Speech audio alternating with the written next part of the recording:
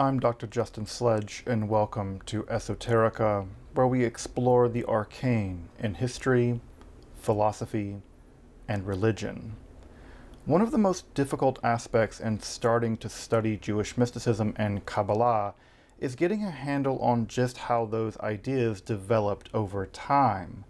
It's tempting to think that, for instance, Kabbalah has just always existed in the form that we have it, or that Kabbalah is just one thing at all. Of course, neither of these positions is really tenable. Such notions developed greatly through the ages and are still developing, and there are now and there have always been numerous mutually exclusive schools of Jewish mysticism and Kabbalah. This class is meant to serve as an introduction to Jewish mysticism and Kabbalah from the point of view of its incredibly complex development from the prophets of ancient Israel unto the rise of modern Hasidism in the 18th century. Of course, this series isn't meant to be exhaustive by any means, but only should serve as a springboard for deeper study and reflection, and hopefully it will also enable you to situate developments in Jewish mysticism and Kabbalah in their historical and cultural context, and hopefully embolden you to dive into the primary texts, which are admittedly as sublime as they are obscure. Let me express my gratitude to Congregation Techia for allowing me to use these lectures to reach a larger audience here on Esoterica. If you want, you can find the entire series under the playlist Entering the Garden, an Introduction to Jewish Mysticism and Kabbalah. I'll be uploading them over the next few weeks, or if you find these episodes after autumn of 2021 and you want to watch the entire series, you can find them in that playlist. If you find this series on Kabbalah interesting, I'd hope you check out my other content on topics in esotericism, and perhaps consider supporting the production of free academic and scholarly topics in occultism, hermetic philosophy, by joining my Patreon or perhaps with a one-time donation. You can find those links below, and I really appreciate your consideration. Now, let's enter the garden of Jewish mysticism and Kabbalah. All right, everybody. I really can't believe I'm saying this, but after 13 sessions, we are now on session 14 of this what was supposed to be a 9-series exploration of Jewish mysticism and Kabbalah. And of course, 14 sessions is still too few. I could basically keep teaching this class one day a week for the rest of my life and still not exhaust all the things that there are to say about the Jewish mysticism and Kabbalah. And I'll be also very honest, this last session is going to in some ways be the thinnest, because this is where my expertise really runs out. And I'll be very frank about that. It's just honestly the case that my expertise, I hit a wall, and my wall really is really with Hasidism. I don't know as nearly as much about Hasidism as I probably should. I'm still learning about Hasidism, and everything from roughly the 18th to the 21st century is where my gap is. Everybody has gaps in their knowledge, and I think it's important to acknowledge the gaps in our knowledge, not to pretend we know things we don't. And it's definitely from Hasidism forward that's the real gap in my knowledge. Not that I don't know anything, but there are certainly people out there who know a lot more than I do. In fact, I've just invited a good friend of mine to do some talks, maybe at least a talk at Congregation Techia about Hasidism, because I really do feel like I gave it short shrift, and it deserves a lot more attention, a lot more deep attention than I gave it. And so I've reached out to a good friend of mine who knows a lot about Hasidism to maybe do a lunch and learn. So we'll see if that works out. But at any rate, I would say welcome to the end, but it's not the end. It's welcome to the ellipsis, the ... Because, of course, Kabbalah is not going to go away anytime soon. Jewish mysticism, Kabbalah, is doing actually a lot better now in the early part of the 21st century than it was doing in the middle of the 20th century. In the middle of the 20th century, I would say that Kabbalah, in some ways, was at death's door, and it's doing much better now. So, in a substantial way, we're not saying goodbye to Chassid or to goodbye to Kabbalah. Rather, we're saying ... It's going to continue to grow and change. And I've heard really cool and exciting things about developments in the Haredi world, even where we're getting sort of new and dynamic Kabbalistic thought. And if we do end up moving to Israel-Palestine, at least for a few months next year. I'm looking forward to kind of getting into that and seeing what's going on in the Kabbalistic world there in Jerusalem. Well, as we marked last time, the sort of post-Shabbatai world is, I would say that it's actually more sophisticated in many ways than the Shabbatai world. The Shabbatai world was marked by a relatively thin understanding of Kabbalah, really. And that's part of the why Shabbatai Tzvi was so successful, is that people really didn't understand what was going on. They weren't really versed in Kabbalah. And when you read something of a very technical nature, you can be overwhelmed by it and very convinced by things that simply aren't really true or deep. They can sound deep when in fact they're not. And I think that's true of a lot of things that went on in the Shabbatian movement. They sounded Kabbalistic and they had a Kabbalistic veneer, but if you scratch the surface even a bit, you realize that the kind of reasoning that justified the stuff that went on with Shabbatai Tzvi and Frank was, I think, pretty facile. And I think that once people actually scratch the surface of it and realize, oh, this is just, gold gilding, they abandon it pretty quickly. So the years after Shabbatai Tzvi's apostasy and after the whole business, what you get is a kind of conservative backlash in the world of Kabbalah, and that shouldn't be surprising. This whole Shabbatai business was a complete disaster, and so what ends up happening is it's kind of a closing of the ranks. That is to say, in the Kabbalistic world, after this, what people end up doing is returning to the period, returning to the Kabbalah much like it was in the period before Shabbatai, where things were a bit more closed off, a bit more guarded, a bit more siloed, which I think is probably not always for the worst. And so the developments within Kabbalah, in fact, the developments in Kabbalah since then have been relatively conservative, which is to say, we don't see major developments outside of Lurianic Kabbalah. There's never really been a significant post-Lurianic Kabbalah. It's at some point become commentary and footnotes to Isaac Luria. And so that relatively conservative moment, that relatively conservative movement marks Kabbalah from about the mid 17th century all the way until now. And as we talked about last time, two major Kabbalistic schools develop in the aftermath of everything. One of those in Jerusalem, led by the Mizrahi rabbi Sharabi, and another in Brody in Poland. And those two will become the central schools, so to speak, of Kabbalah, the big schools in the period after that. But of course, it's worth pointing out that Kabbalah also developed very highly technical Kabbalah in Baghdad, in Kurdistan, in Morocco, and Marrakesh was a huge Kabbalistic center. So Kabbalah continued to develop in the aftermath of the Shabbatai Tzvi business, especially in the Sephardic world, without really a hitch.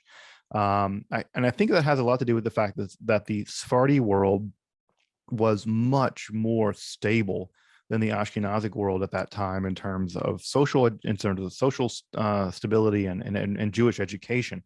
Now, again, I think I mentioned this several times ago, that a lot of the people that were really seduced by the Shabbatian movement were people who had only recently really come back to Judaism. And so they weren't really anchored in Judaism in a very profound way, in a way that, for instance, the communities at Marrakesh, the communities in Baghdad, they had been there for 1,000 years, easily 1,000 years. And so when they looked at the whole Shabbatai Tzvi thing, they were like, no. So because they had a much deeper education. So the Sephardi world was a bit less affected by the whole thing. And so it's not surprising that in Jerusalem, who never accepted the whole Shabbatian business to begin with, they excommunicated him as soon as they could, that the one of the largest Kabbalistic schools in the aftermath of all of it will develop. And as I mentioned last time, the two Kabbalistic schools take very different directions. The school, Beit El in Jerusalem, is going to take the form of really intense concentration or kavanah during prayer. And that school, again, will last basically until 1969, when the last adherent of that school dies, which is amazing how long. The school lasted for hundreds of years, although very tightly guarded and very disciple student oriented. And of course, the other is the Klois in Poland. And that is going to be largely influenced by Polish and Lithuanian Kabbalah and Jewry. And Polish and Lithuanian Kabbalah is going to be mostly remarked by its intense intellectual Kabbalistic speculation. And so out of that world is going to flow a mountain of highly intellectualized Kabbalistic systems that are going to basically try to do the work of systematizing Lurianic Kabbalah, especially vis-a-vis the older Cordoveran system, which I have to admit I prefer. This period also saw, as I talked about last time, the rise of Hasidism. Hasidism is probably the most important. No, it's not probably. It's the most important movement in Judaism probably in the past 300 years, and Hasidism went on to spawn an entirely new system of Judaism, a new system of social relations, a new system of customs, a new system of dress. All kinds of things have come out of the Hasidic world, a whole new style of song. The nigunim that I'm sure all of you are very familiar with come out of the Hasidic world. And so it's from that world where we have a focus on extreme piety, but also piety that is meant to find the divine in the everyday. It's a piety in which God is lurking all about you, but you can't see God. The divine is everywhere. I think of the line from the Quran, which I can easily imagine a Hasidic Rebbe having written, where the Quran says that Allah is closer to you than your jugular vein. That image in the Quran has always struck me as incredibly evocative. And I could easily imagine someone like Nachman of Breslov having written something just like that. So the idea that the divine is that close to you, the obstacle is just you. You and your ego are fundamentally you and your lusts and your desires. It's your desire to get rich or to have fame or to be loved by someone or whatever. It's these things that get in the way of your relationship to the divine, because the divine for the Hasidic movement is right there. You just have to do the work of bitul, of erasing the barriers between you and the divine. And it's in the erasure of those barriers that one can experience the divine in the everyday, including even in the movements of one's physical body, the sound of a bird. Some of the Rebbes were even alleged to be able to understand the language of the birds. They would listen to birds sing, and they said they're singing, they're having theological debates, that the Rebbes could understand the Vogelsprache, and that the Vogelsprache allowed them to hear the debates among the rabbis of the birds, which I always found to be a beautiful idea, of sitting in the forest listening to the birds, and rather than just hearing like the rest of us normie people that all we hear is birds, the Rebbes, they don't hear birds, they hear the debates among the birds about God. And so I always found that to be a very beautiful example of Hasidism, where you're not just hearing bird sounds, you're hearing theological debates among the animal world. So again, according to the Hasidic idea, is the deep desire to experience the divine in every aspect of life, and to cleave to God, devekus. The devekus is the clinging to God, and you cling to God. And the way that you do this is at some level by cultivating a relationship with a kind of shamanic character in the Hasidic world. This is the Rebbe, sometimes there are tzaddikim, sadukim. There are these righteous people who have a unique relationship with God. They are intensely holy. And of course, these rabbis go on to set up various courts, and those courts really operate a bit like royalty. And they still do operate a bit like royalty even to this day. And so you have a loyalty to the Rebbe, to your Rebbe. And the Chassid encounters the divine primarily through the Rebbe, and it's in that Rebbe Chassid relationship that Hasidism really grows up into becoming the sort of court-like spirituality that it is today. We'll talk a little bit about how that's gotten a little stranger, especially with the Chabad Lubavitch movement, which I forgot to mention much in the later slides, which I'll need to talk about that in a little bit as well. But we'll see how that develops. So as we stopped last time, the sort of cliffhanger from last time was that what I think that no one really realized in the aftermath of the whole Shabbatai Tzvi thing, that as much as the Shabbatai Tzvi business was a disaster, no one really saw what was happening in the background that was a bigger deal. The same year that Shabbatai Tzvi converted to Islam and apostatized was 1666, and I'm sure as many folks in the room know, 1666 is a dynamite year in the history of science. It's the year that Isaac Newton discovered or invented calculus. Of course, he discovered and invented it at the same time as Leibniz. There was a bitter debate about that. It's also the same year that Newton discovered the fundamental nature of light, and also he basically figured out Newtonian physics as we know that now. And he published all that in 1666. This is called the Year of Miracles. So at the same time that Newton is figuring all that out, inventing calculus and all this stuff, that's the year Shabbatai Tzvi converts to Islam. And so it's difficult. I know that for many people, and for me too, when I think about Shabbatai's conversion, I think of it as a medieval thing. It's something that happened in a long, long time ago. And I think of somehow Newton not having happened a long, long time ago. Newton feels very modern to me. He feels like I could just sort of, we could play chess or something together like Star Trek. And they happened the same time. They happened the exact same year. And so what's coming down the pike, and what I think that the Jewish world did not see in the aftermath of this entire Shabbatai Tzvi business, was the Enlightenment.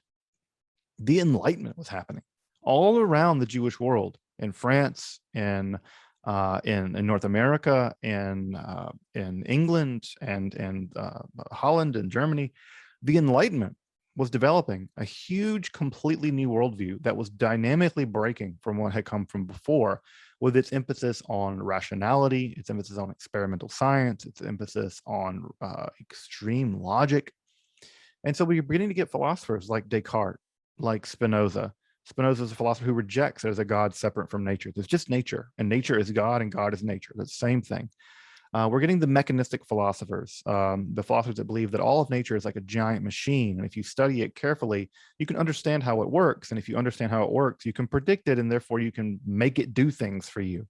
This incredibly mechanistic philosophy, which is in many ways really wonderful, and in many ways, I think, quite bad. Inside the Jewish world, they never saw this coming. It just sort of landed on their doorstep. When I say landed on their doorstep, what I really mean is Napoleon showed up.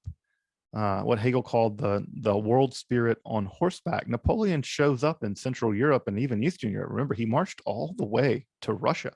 So everywhere Napoleon went, recall, he brought with him these Enlightenment ideas. His army was a sort of enlightened army, as much as armies are ever enlightened. And Napoleon brought with him the metric system. He brought with him French revolutionary ideas. He brought with him the idea that if you're a citizen of a country, then you should have equal protection under the law.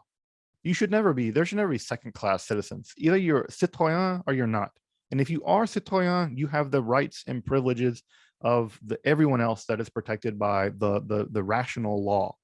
Now, of course, I'm not saying Napoleon was perfect or anything like that, but he was a big enough deal that Hegel thought that at some level he represented the very movement of Geist, the very movement of God, in the realization of Godness in the world. Now, of course, Hegel got disappointed with him later, but it made a big impression on the young Hegel. And so this is at the same time that the Hasidic movement is taking off. And so when these two movements come into conflict with each other, come into contact with each other, there's going to be a break off in the Jewish world where some Jews are going to become very attracted to Enlightenment values, and they're going to incorporate those Enlightenment values into the Jewish world. And that is called the Haskalah, the Enlightenment. And I think for almost everyone here in this class, and almost probably everyone hearing my voice, all of us are pretty enticed at some level by Enlightenment ideas. The idea of equal protection under the law, that you can't be just killed because of what you believe in, that we have a rational system of weights and measures, not that we do in this country, but in most countries in the world, that the scientific, the very fact that I'm talking to you through this machine is proof of the success of the Enlightenment. So for many Jews, the Enlightenment was a solution to so many problems in the Jewish world, both in terms of the inner backwardness of the Jewish world, what they thought to be a superstitious world ruled by elite dynastic rulers who divine the will of God, and who knows how they figured these things out. And they believed in werewolves and vampires, and they believed in all this stuff and Kabbalah. Many Jews were very disenfranchised with that and wanted to rush into the world of the Enlightenment, and they did. They did. In fact, for the Jewish folks here, I imagine for many of the Jewish folks in this class, you are the children of the great-great-great-grandchildren of the Maskilim, of the Enlightenment folks, because the Enlightenment was very, very successful, again, for better and for worse. So what ends up happening is that this new kind of rational Judaism, the integration of Enlightenment values with Judaism, became, well, incredibly polarizing. We also, speaking again for the Jewish folks in the room, we live in an incredibly easy world compared to our ancestors, because in many ways we can adopt both worlds. We can be religious and we can be in the Enlightenment somehow. Well, there was no middle ground in the 18th century. Either you jumped ship and you joined the Enlightenment camp, or you stayed behind in the shtetl and you stayed in the world of the pre-Enlightenment, or the traditional world, I suppose one could say. And so in the traditional world, they realized how much of a threat this was. They were terrified of this, and they doubled down on the traditional aspects of the world. And so in many ways, both Enlightenment Judaism and Haredi Judaism, that is to say the black hat, ultra-Orthodox Judaism that we recognize now, are both actually creations of the Enlightenment. So I know that sometimes Haredi folks like to pretend as if they're the legitimate continuers, inheritors of a discrete, continuous line of Judaism reaching all the way back to Moses. And if you ask them, Moses wore a black hat and spoke Yiddish, but I guarantee you he didn't. The reality of modern Judaism is at some level, all of it is a response to the Haskalah. It's all a response. Either you double down on tradition and you retreated into the world of the dynastic world of the Hasidic world or the Litvish world, or you drifted off into the secular world and you tried to make a go at either becoming assimilated or you tried to balance out both. And assimilation was the largest, the earliest, quickest movement. So what we have here basically is a choice between, at some level, assimilation, right? As much as those countries that allow you to assimilate, whether it's the French or the Germans, and as you know from the terrifying history of how this will go, it will fail. Assimilation ultimately was a failed strategy. It did not protect Jews in the end, and neither did God. By the way, it wasn't like the Haredi people were protected when the first panzers rolled in. And so what we have is a dualistic, a polarized world by the 1700s, in which there are Haskalah Jews, and then there are traditional Jews, and the world becomes polarized and becomes increasingly polarized. Now, that's not to say that Kabbalah stops. If all the kinds of things that have not stopped the Kabbalah hadn't stopped them, whether it was the Crusades or the Shabbatai Tzvi event or whatever pogroms would have stopped the Kabbalah, well, this whole Enlightenment thing didn't stop it either. And so many of the traditional centers of Judaism in the medieval or in the early modern world, they continued to produce Kabbalah as if nothing was going on. I mean, for them, they may have not even known. And so, especially in the Hasidic world, there is a huge outpouring of literature. This is the time period where the folks in the Chabad movement, who I'm sure many folks have had contact with, they began very rigorously developing their movement. Also, it's worth pointing out that the Chabad movement becomes sort of the intellectual center in many ways of the Hasidic movement. They become much more interested in the world of the mind and the world of the intellect, as opposed to just the world of the emotions. And so the Chabad movement actually becomes much more of a rigorous system of Hasidic philosophy, as opposed to just singing songs and being happy or whatever. So this is a period of people like Rebbe Nachman of Breslov, which I imagine most folks have heard of. Nachman of Breslov is probably one of the most famous Rebbes of this time period. He's of course known for his deep spiritual reflections and his existential torment that he experiences. He was a person of great highs and great lows, which I guess most historical people who we end up remembering are kind of manic depressive in this way. And so the Rabbi Nachman is known for this sort of extreme joy and extreme sorrow he was capable of feeling. And ultimately, he's going to give rise to the Neo-Hasidic movement, which we'll talk about in a minute, but also the Nanach movement, which I imagine if you've ever spent time in Israel, you will at some point encounter some Nanach guys, which tend to smell as pious as they are. They wear the knit caps with Nanach written on it, and they listen to techno music and dance around, and they're generally, I don't know what the right word is, pious to a fault, something. So those guys are out there and they're a big deal in the neo-Hasidic world. Of course, also at this time period, probably one of the most important modern Jewish philosophers and mystics is also writing. This is a Ramchal, Moshe Chaim Luzzatto, who's probably the greatest traditional Jewish mind of the early modern period. And Luzzatto wrote a mountain of stuff. It's really, I mean, I was looking over some of it today and I was like, my God, this guy wrote 50 books. I've probably read one or two of them. He wrote 50 something books. It's an enormously huge output. But the Ramchal is known as a young man for having had a spiritual experience where he had a Maggid, or a spiritual teacher, begin to reveal him all kinds of spiritual things. He was relatively young when this happened, and you can imagine that in the aftermath of the Shabbatai Tzvi business, no one wanted to hear about anyone talking to spirits anymore. And so he kind of got kicked out of Italy a little bit. He kind of got expelled from Italy, and this led him on a journey through Europe. And in his journey through Europe, he ended up writing like I said, a ton of stuff. His two most famous books are Derech Hashem, the Way of the Lord, Derech Hashem is probably the most systematic collection or systematization of Judaism that incorporates both philosophical issues and Kabbalah into one system. Derech Hashem is a really, really great book. You can get it in Hebrew and English if you want to study it. It's a fantastic text that really does the work of combining the sort of philosophy of the day, although the philosophy at that point is a little outdated, but it's still a very amazing book. His other major book is a book on ethics, Masilah Yesharim, which is also just really, really great to read. And also you can get it in English too. And these books, both of these books have gone to become basically classics in the Orthodox world. There's even study sessions. So they study these books over and over and over again all through the year. So Derech Hashem and Masilah Yesharim are classics of Judaism. They become classics of Judaism. And again, they incorporate Kabbalistic and non-Kabbalistic philosophical elements into one text. Again, Chaim Luzzatto is probably, I'd probably say he's the most important rabbi of this period at some level. He's probably the most important rabbi of this period. And so very, very important guy. Also over in Eastern Europe, they're also continuing to do classical Kabbalah. A lot of what is happening at this point in Kabbalistic texts is a lot of systematization texts, which are trying to, again, to systematize the Lurianic system.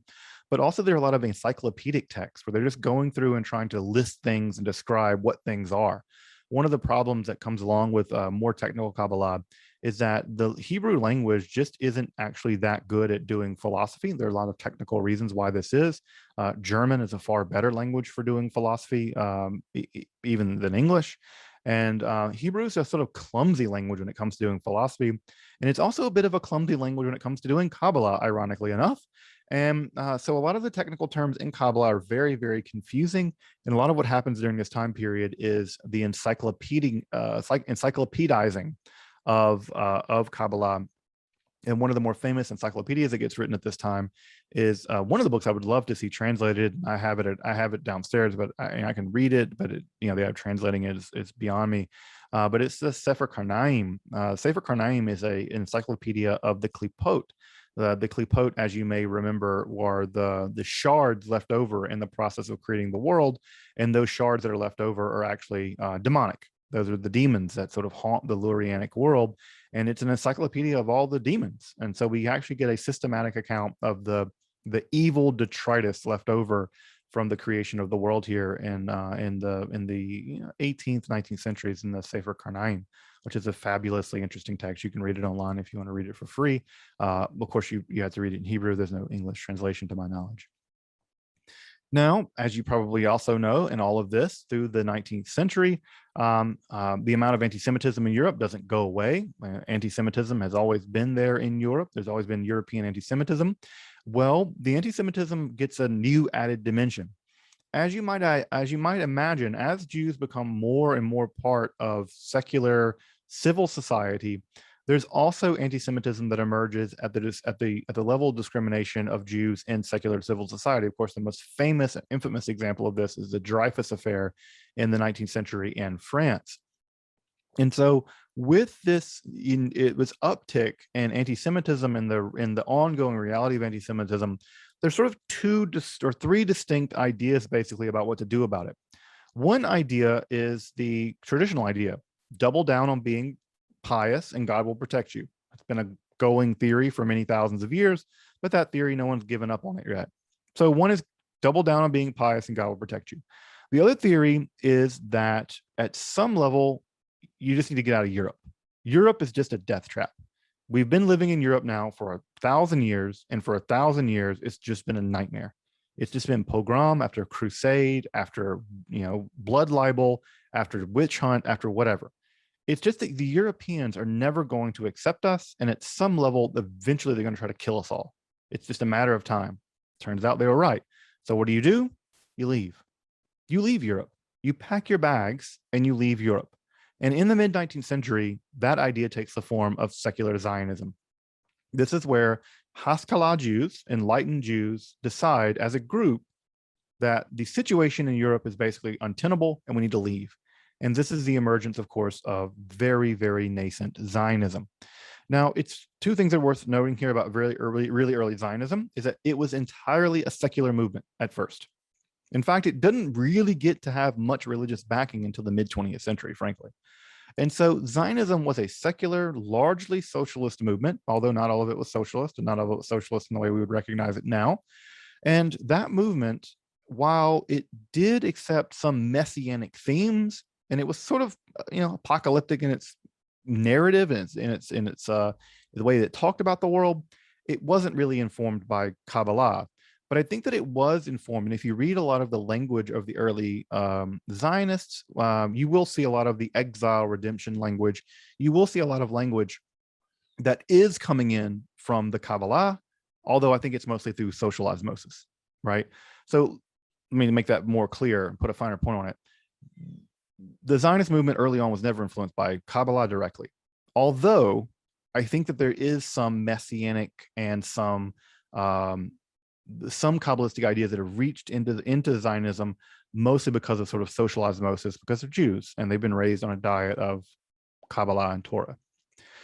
So that's one part of it. The other part of it with the Zionist movement is that, from a religious perspective, it was completely verboten. It was completely an avera.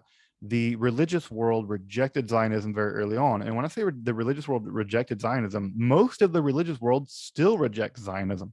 It still says Zionism is a toxic ideology that is harmful to Palestinians, and it is irreligious. It's blasphemous. It's straight up heresy. And so this early, and even I say that even the Reform movement very early on, even the Reform movement in Germany at the very beginning of the Reform movement, they rejected Zionism in two major conferences. So even at the very far progressive end of the Jewish world, Zionism was very unpopular, at least to start. And it remains unpopular now, at least in the Haredi world. If folks have been watching the very wonderful show Shtisel, the soap opera, basically, you'll know in Shtisel, right? Every time that they bring the Zionist up, Shulam's brother always says he refers to the Zionism. He refers to Zionists as Shulim, the evil people. He always calls them Shulim, the evil people. And so this is a thing that develops early on in the response to Zionism. So it never became religious until much later. In fact, I would say that in many ways, it wasn't until Rav Kook, who we'll talk about in a minute, and it certainly wasn't until, I think, after the 8-Day War, that in a big way you get religious Zionism the way you recognize it now. I think it's a relatively minority movement until then. The Kabbalah, of course, continues to develop, right? It's not like it's not like the Kabbalah stops. Did I reproduce a slide? Oh yes, this is a mistaken slide, but there's an extra thing down here I want to talk about. Just I must have mucked this slide up. But at any rate, the last thing I want to talk about here is that in the 19th century, what also happens in the non-Jewish world is there's sometimes what is referred to as the occult revival. The occult revival was a re-interest in occult sciences, alchemy, sort of a romantic interest in this stuff. And what you get are people like Ebenezer Sibley and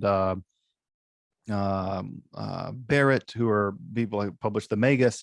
You have a bunch of people really interested in the occult again, and this sort of occult revival that occurs primarily in the 19th century also incorporates some older elements of Christian Kabbalah, and they ultimately develop a new form of Kabbalah out of Christian Kabbalah that gets referred to as the Hermetic Kabbalah, and this is a completely non-Jewish occult-centered version of the Kabbalah, primarily used for engaging in ceremonial magic. So we have elements of Freemasonry being combined with elements of Renaissance magic, and then that being fused together with some elements of Kabbalah, and that develops what we now refer to as the Hermetic Kabbalah, which is another third branch of Kabbalah that is developed. There's, of course, Jewish Kabbalah with a K, there is Christian Kabbalah with a C, and now this develops eventually in the 19th century and the 20th century into Hermetic Kabbalah with a Q. And these forms of Kabbalah continued into occult practice all the way to this day. So again, in the 19th century, Kabbalah undergoes another mutation, although not a Jewish mutation, but primarily in the non-Jewish world, primarily in England, actually, where this occult revival will take place. And so the Hermetic Kabbalah is out there, and it proves very popular. There's a whole big world of people whose spirituality is wrapped up with the very sophisticated, very complicated system of correspondences, typically referred to as the Hermetic Kabbalah. So as I mentioned, right, just a minute ago, one of the things that, one of the other strategies, right? So we have one strategy, double down on being traditional. The other strategy is leave, go to Palestine or wherever. And the other strategy that I mentioned a minute ago too is assimilation. Assimilation was a very daring strategy, and perhaps I think one of the more difficult. And I think that many of the people who did the job of assimilating, I think, get written off as traitors or something. I think it's really unfortunate the way we talk about that generation of folks. But assimilation was the really difficult task of trying to maintain two things at once. It was trying to maintain being Jewish and also trying to maintain your identity in a world that rejected you. Trying to be German and be Jewish, whatever German Jew meant. And the problem was that the Orthodox world hated you because they thought of you as a sellout, and the Germans never really accepted you either. And you could do anything almost, right? I think of people like Husserl. Husserl was the great German philosopher whose son fought in World War One and still got fired when the Nazis took over. They never could become Jewish enough. In fact, even for the anti-Semites, for the Nazis, the more that the Jews assimilated, the more dangerous they were. They were almost hiding among you. And so there was something about this, that the strategy of assimilation was always going to be at some level a losing game. But what ends up happening, at least in the academic world, is that, or at least in the religious world, rather, I should say, is that Judaism early on had to basically come to look like Lutheranism. They had to make a Judaism that looked as much like the Lutheranism of the 19th and 20th centuries as possible. And that movement became the Reform movement, right? Ethical monotheism. And if you look at the Lutheran movement and the early Reform movement, it is amazing how similar they are. Even the choir, it's just like the organs and stuff, right? If you've ever been to a classical Reform synagogue, the organs and the choir, and they even moved Shabbat to Sunday mornings and all kinds of stuff. They were desperately trying to fit in. And again, at one level, one way of looking at that is they're trying to sell out. But again, I think that the more that you accuse them of that, you need to walk a mile in their shoes and understand how devastating the reality of anti-Semitism was at that time and how awful it would get. And at the same time, I admire them. I admire the courage it takes to try to figure out a way of being German and Jewish, being French and Jewish in a world that you basically get rejected by both sides, no matter what you do. I think it's very heroic and a very difficult path to march. On the academic front, part of what had to happen to justify the viability of Judaism is to justify it to the world of the theologians. And that's the theologians largely of Lutheran theology in the mid and late 19th century, which, as you probably imagine, as you may know even, German scholarship at this time was some of the most amazing scholarship in the world when it comes to Bible. This is a time period where critical source theory was being developed. This is a time where the Bible's being systematically studied, scientifically studied for the first time. This is where Hebrew is really getting into the manuscripts of these things. It's really a time period of enormous erudition. In fact, I would say that German biblical scholarship of 10 years probably produced more erudite scholarship than has been produced, in 30 years of what we do. It's amazing. These guys, they just knew 15 languages. They just did. That's just how they worked. They just had the whole Bible. They just had chunks of the Hebrew Bible memorized.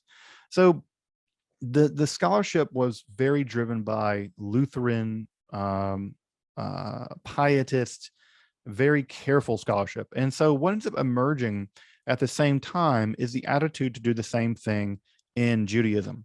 And the attitude to do the same thing in Judaism was largely spearheaded by a group of Jewish Haskalah scholars, and this movement became known as the Wissenschaft des Judentums movement. And Raza, I'm going to beg your forgiveness if I mispronounce my German stuff as I go.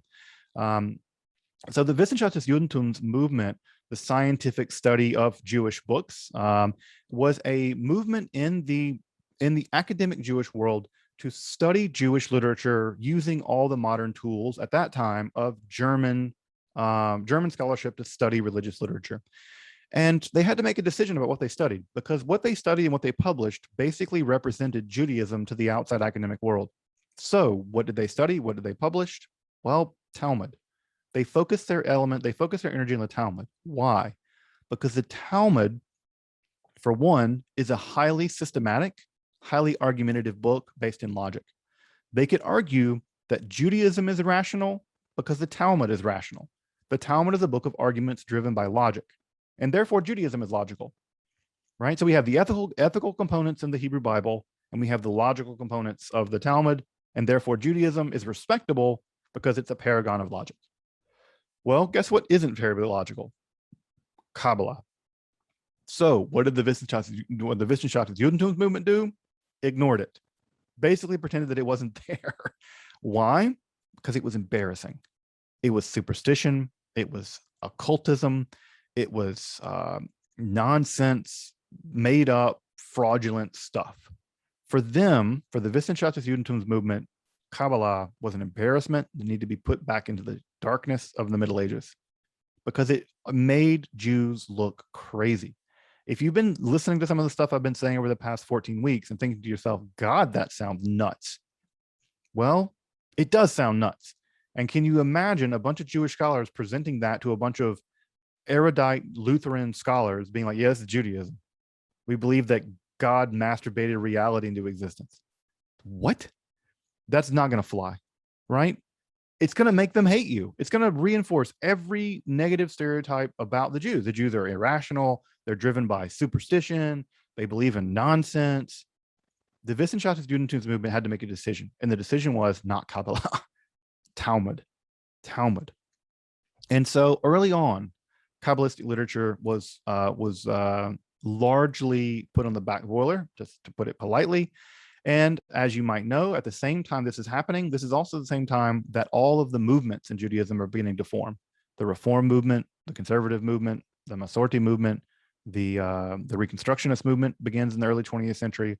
All the movements, even modern Orthodox Judaism, all of the movements and movement Judaism in the non-traditional Jewish world, all of them look at some level to the Wissenschaftliches Judentum movement, and they base their Judaism at some level on the Judaism being pumped out by places like JTS, by places like German Scholarship, by places like Cincinnati at the Reformed Seminary.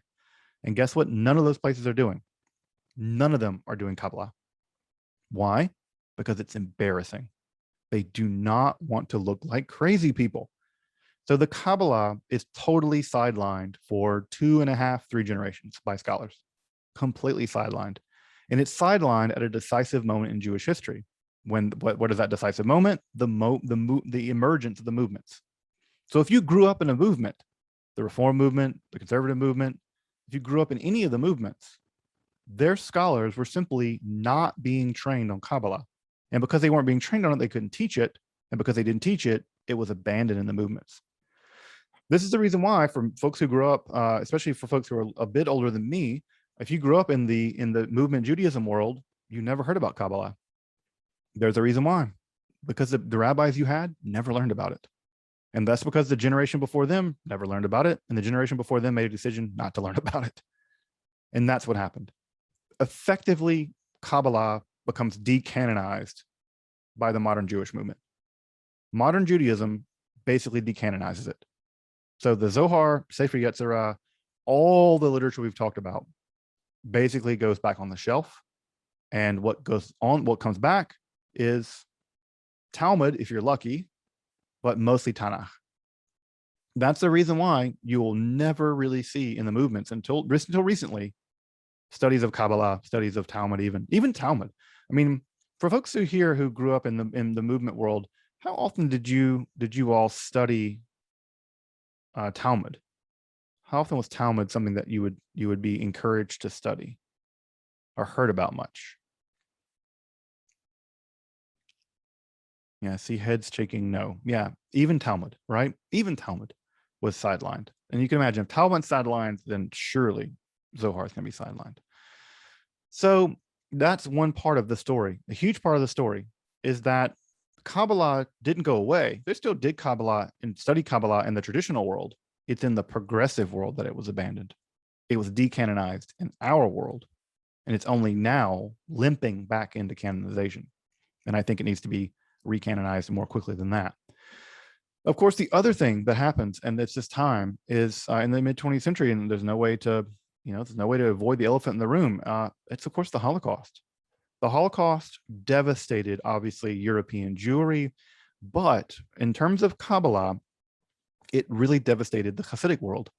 And the reason why it devastated the Hasidic world, as you might imagine, is the Hasidic Jews live basically in these social, very tight-knit social networks.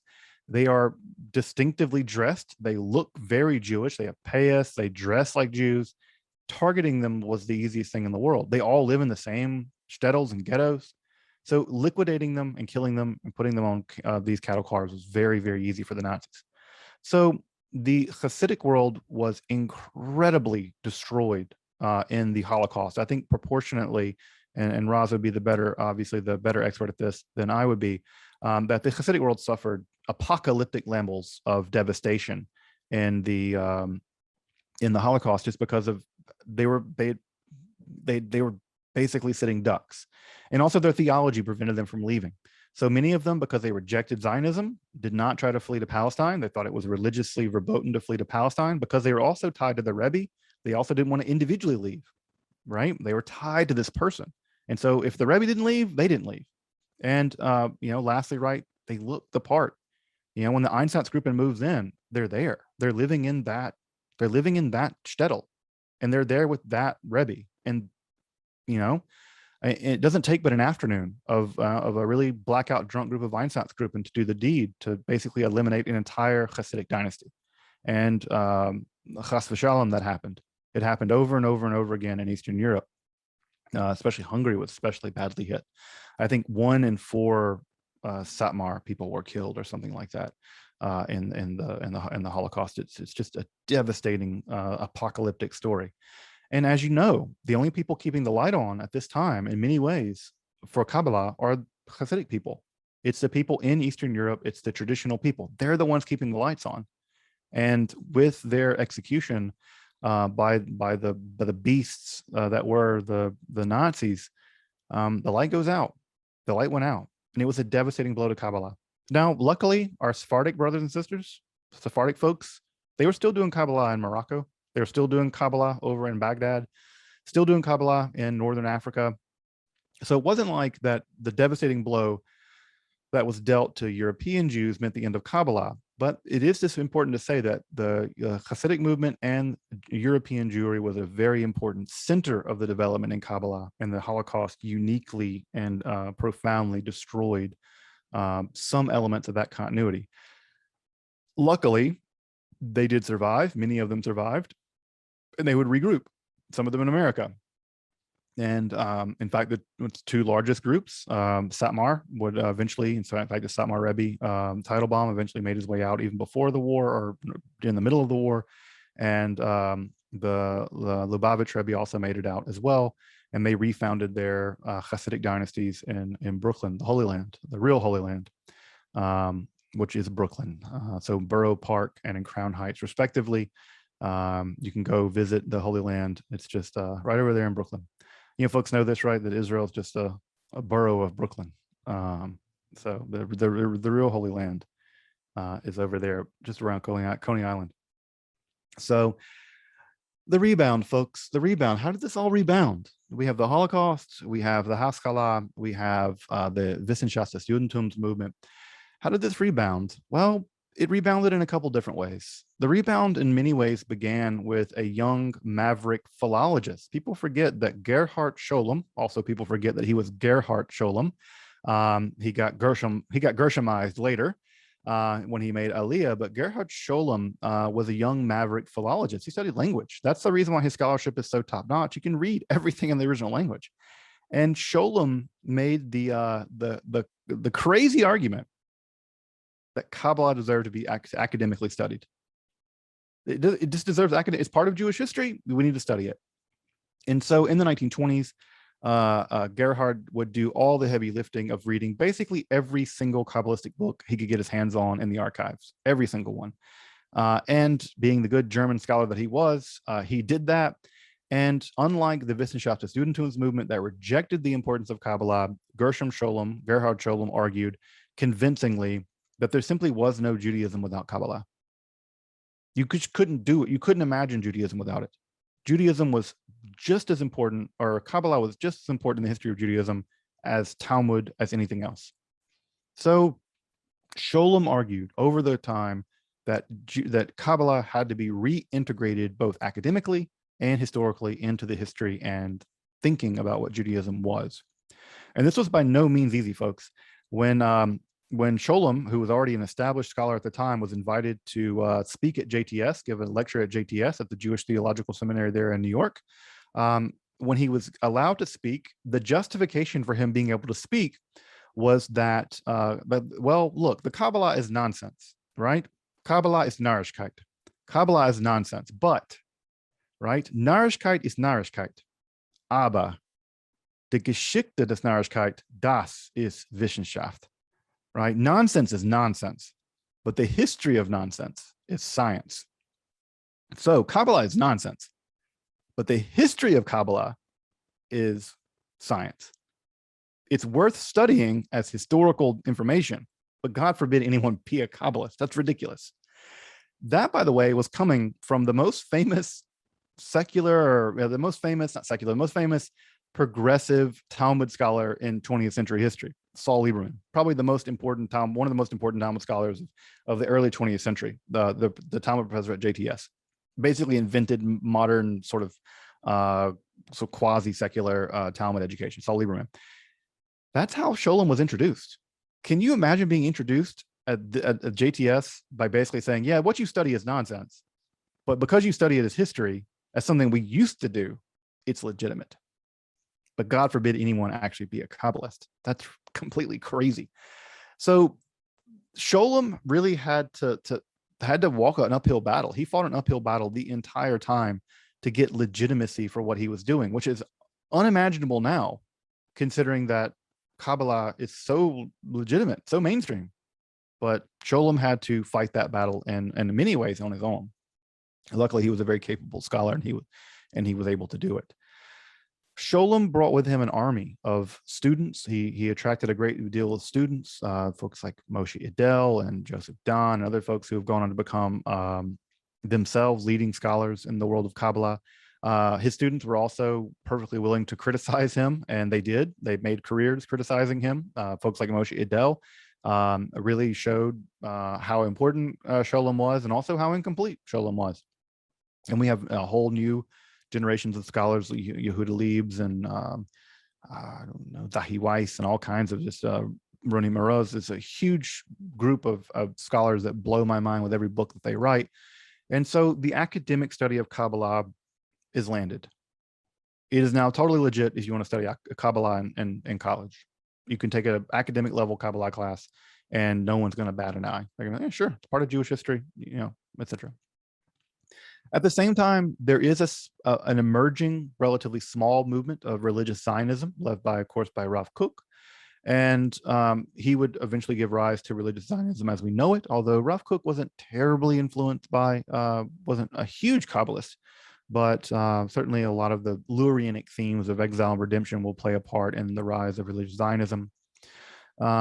The most important, I think, Kabbalist to come really in the early to mid 20th century would be Rabbi Yehuda Ashlag, the Baal HaSulam, the master of the ladder. And the Baal HaSulam he would make Aliyah and go to Israel, and he would compose two incredibly influential works. The most important, I think, is his commentary on the Zohar, a text that he took, I think, 10 years to write, called HaSulam, the ladder. And this is a both introduction to the Zohar, but also a commentary on the Zohar. And he translated Zohar out of the crazy Aramaic that it's in into a very modern Hebrew to make it accessible to a whole generation of people who otherwise would not be able to read it in the original Aramaic. He published it in basically modern Hebrew, modern Lashon Kodesh Hebrew.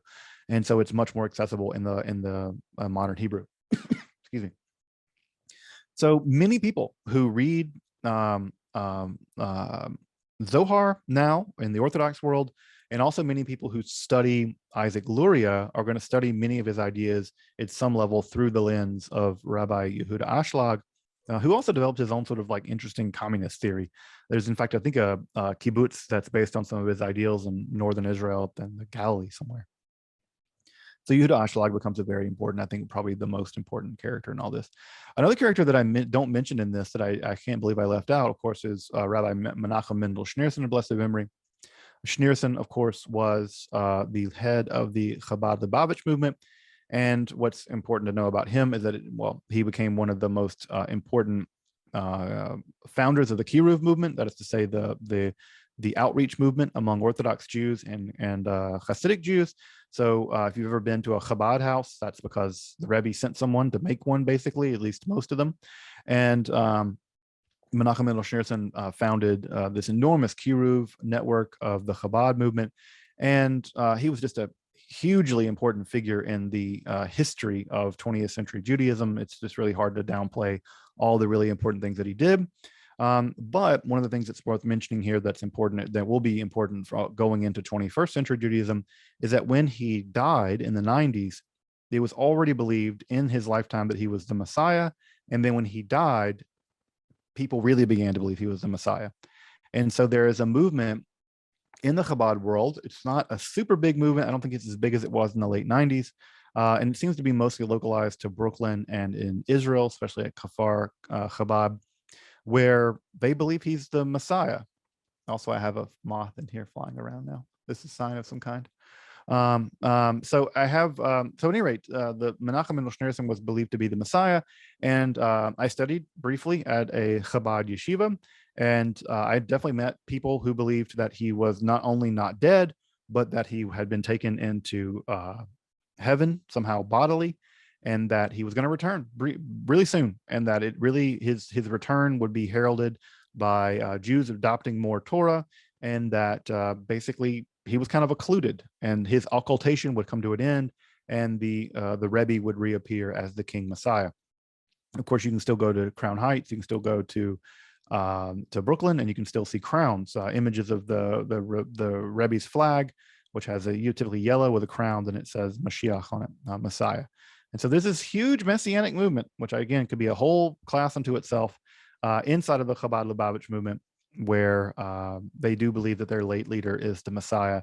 And this is causing some serious problems in the Chabad movement, because it is such a movement based on outreach. Although in my experience and what I've been told by folks who've grown up in the movement, is that largely the kind of people that the messianist stuff appeals to are typically people like Baal Shuvas, people who convert back to Orthodox Judaism, and younger people. But most of the more established Chabad world doesn't really get down with this Messiah stuff.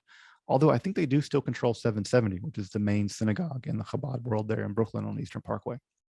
So the Chabad movement has this messianic thing going on, which is super weird and interesting.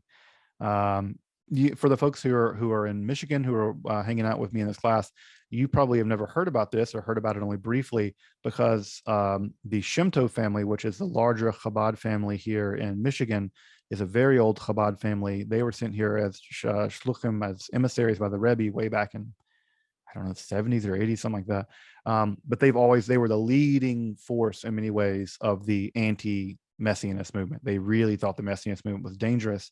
And the Shem Tov family, which is very powerful here, at least in Michigan, has never been on the Messianic camp. And I don't think the Messianic camp has ever gotten a foothold in the Metro Detroit area when it comes to that stuff. That's different in other places, but I don't think that the Messianic camp has ever gotten a foothold here. But go to Brooklyn, go to 770, it certainly is there. All right, the last two things I guess I'll mention before we really wrap up is the rise of the Neo-Hasidic movement. As folks know, the Neo-Hasidic movement was pioneered by folks like Martin Buber, who came out of the Hasidic world but maintained a lot of nostalgia, not the right word, but wanted to sort of modernize and expand the Hasidic movement outside of the dynastic structure. And so many of the tales of the Hasidim and a lot of Hasidic spirituality became sort of exported out of the Hasidic world and then imported into the modern Orthodox world and the conservative world especially, and the Reconstructionist world most recently in the sort of the Chavurah movement of the 1970s. This is a period of Karlbach and stuff like that for folks who grew up with Karlbach. I did not. And so it's in that world that we have the rise of what might be called what is called the Neo-Hasidic movement. And this movement has proven to be extraordinarily popular in the Jewish world. And There are great luminaries in the Neo-Hasidic world, folks who recently passed away, like Rabbi Shlachter Shalomi and Art Green, who was one of Alana's teachers, actually, in Hebrew College. He's probably one of the premier Neo-Hasidic leader in the world right now. It was really funny at Purim that he and I got to have a few drinks together and talk about Kabbalah briefly. I feel like a great honor to be able to hang out with one of these Gaons of the Neo-Hasidic movement. And so got to spend some time with Art Green when I was up in Boston with Alana. So the Neo-Hasidic movement is alive and well, and I think it's popular as ever. I would say that it's actually growing in popularity, and with folks like Joey Weisenberg and other kinds of folks who are really channeling sort of Hasidish ideas into music, I think that stuff is going to continue to prove to be very popular. The last thing I'll mention, and this is a thing I imagine some folks already know, is of course mainstream pop culture Kabbalah. The Kabbalah Center, led by Rabbi Berg, which has received a lot of criticism, but whatever. I think that it's a legit form of Kabbalah as much as anything else is, at least from an academic perspective. The Kabbalah Center is they have outfits all over the world. It's sort of the franchises kind of, and they teach a very specific kind of Kabbalah that is tailored toward celebrities, basically. And then there are non-celebrities that get into it. It's a form of sort of new age meets traditional Kabbalah. But this is made famous by folks like Madonna, and I think Britney Spears was into it for a while, which I think even Britney Spears has a Hebrew tattoo on the back of her neck, some kind of Kabbalistic tattoo. I don't know whatever sense Kabbalistic tattoos make, but you go, Britney. I think she's from Mississippi, so I think we're home state people. So good. I mean, me and Britney go back. So people like Britney Spears and Madonna have also embraced Kabbalah in a pretty profound way, and apparently I think even Madonna quit doing concerts on Friday night because of her commitment to certain kinds of Kabbalistic beliefs. Who I think that the Material Girl's from here, right? She's from Bay City. Madonna's from Bay City. So the Material Girl's from here. So you have Rebbe Madonna, who has gone on to become influenced very heavily by Kabbalah at some level in her spirituality, although I don't think she's ever converted to Judaism. And there are many, many other people who have been influenced by the Kabbalah Center. Now, the Kabbalah Center is very polarizing. It's very controversial. I think they've gotten into some trouble with money stuff, unsurprisingly. A religious organization getting involved with celebrities and getting in trouble for money stuff. Could you believe that? Could you believe that? So the Kabbalah, in many ways, in the 1990s and 2000s, really went pop culture, with a lot of pop culture folks, musicians and other folks becoming really influenced by Kabbalistic ideas, and those ideas becoming very mainstream, right? Very mainstream. Folks, Kabbalah Chai. It's going to live. Kabbalah is going to survive us all. It's back. The Kabbalah had gone through a couple thousand years or 1,000 years now of turns and twists and messiahs and dead messiahs and apostate messiahs and a mountain of books and commentaries. It's really gone through, I think, almost every kind of travail a religion can go through, a philosophy can go through. No philosophy that I can think of has gone through this much. Platonism or communism or whatever. Kabbalah has gone through so much, and it's had to transform and adapt itself. And what I think when I think about the Kabbalah is that I'm very happy and very glad to be alive now, because we're now living in, at some level, the golden age of Kabbalistic literature. More Kabbalistic literature is available to me than anyone else in history when it comes to accessible information. More Kabbalistic teachers are available. Secular Kabbalistic education is available. There's a class like this. This is a completely secular academic class on Kabbalah. Also, you can go to dozens of teachers of Kabbalah to become a Kabbalist. And Kabbalah is accessible to people it was never accessible to before. Women, LGBTQ folks. It's accessible in a way that it never was before. And so I say that Kabbalah Chai, Kabbalah lives, and Kabbalah will live, because we are living in an age where the Kabbalah has finally been able to, at some level, withhold its secrets. You have to work hard to become a Kabbalist. You need to learn Hebrew, learn Aramaic. You might have to move to Israel. You might have to move to Brooklyn. You have to do a lot of heavy lifting if you really, really, really want to get into Kabbalah. But you can. It's there. So much of it's on the internet, right? So much of it you can get via Internet Library alone. You can go buy books right there on Amazon and learn secrets of the Kabbalah that would have been utterly inaccessible to 99% of the Jewish population most of history. And there they are immediately available. Even English translations of things like the Zohar, with the Pritzker edition of the Zohar, massive 12-volume Pritzker edition. There was no standard English translation of the Zohar prior to that, not really. And now for the first time in history, we have access to all 12 volumes of the Zohar, and new things are coming out every day. So we're living in a golden age for the study of Kabbalah, and we're living in a golden age for those who want to be Kabbalists. And I have to say that I'm really happy, and I feel really blessed, and I feel really grateful that all of you have decided to come along with me on this 14-week journey through the history of Kabbalah, because I feel very lucky that I have the privilege and the honor to be able to learn about Kabbalah and share what little I know, and to know that there are people interested in learning about Kabbalah and learning what little I know. And so I just want to thank all of you who've hung out with me over the course of the past 14 weeks to learn some Kabbalah together, and to learn about Kabbalah and learn that this tradition is beautiful and strange and science fiction-y. It's just all over the place, weird and wonderful. And so I just want to express my deep gratitude for everyone who's dropped in for a class or stayed for all 14 or whatever. I'm just really grateful and really blessed, and feel really thankful for everyone who's had the time, who's taken the time to learn some Kabbalah with me, and who've given me the opportunity to learn more about Kabbalah in the preparation of this class. So that said, thank you. Thank you, thank you, thank you. It's really an honor and a privilege to be able to have done this class.